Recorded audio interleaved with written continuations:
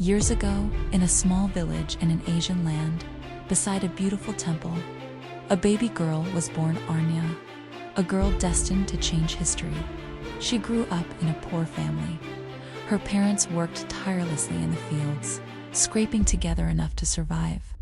The village lived under the cruelty of a harsh king, and people struggled under his oppressive rule. As she grew, Aranya's extraordinary beauty became apparent. Her long, straight black hair, fair skin, and the long red dress she wore made her shine even in the midst of hardship. White jasmine flowers adorned her dress, and a silver ribbon decorated her hair. When she walked through the village, everyone fell in love with her smile, as if light itself followed her steps.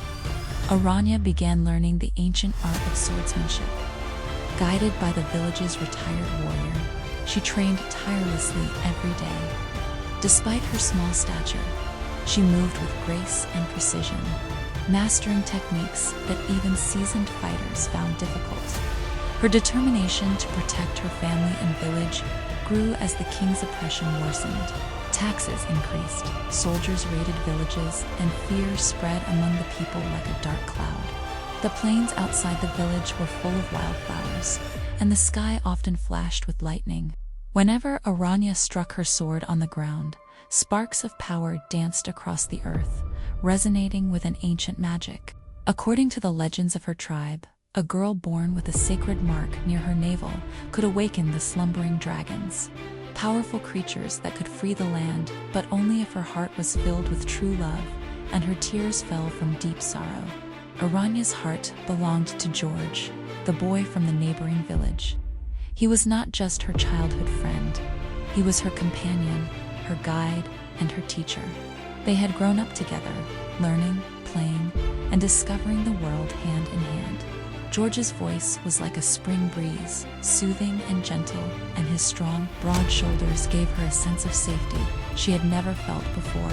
She experienced love for the first time in his embrace, and the first tender kiss they shared tied their hearts together like ivy wrapping a tree.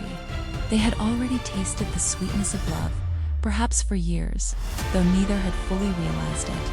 Every glance, every touch, every quiet moment had been quietly weaving their hearts together.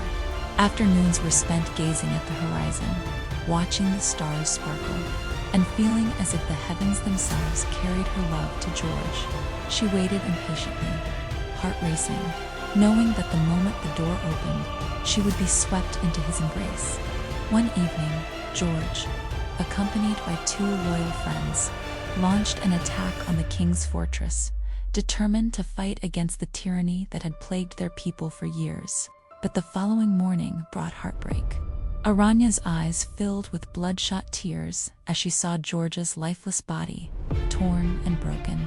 Her heart shattered at the loss of the one she loved most, the boy who had been her strength, her anchor, and her guide.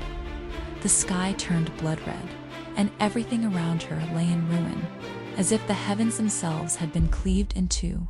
Barefoot and trembling, she ran into the forest, grief weighing heavily on her soul. Exhausted, she collapsed among twisted roots and ash-covered ground. When she opened her eyes, she saw a magnificent dragon hovering above her, bowing respectfully. Its scales shimmered like molten gold and silver, and even in the gray, lifeless forest, it radiated power and majesty. Thorny vines twisted around every tree, and ash coated the earth. Yet the dragon's presence brought a strange calm, as if promising hope in the midst of destruction. Aranya realized the truth of the legends. Only through her sorrow, courage, and love could the slumbering dragons awaken.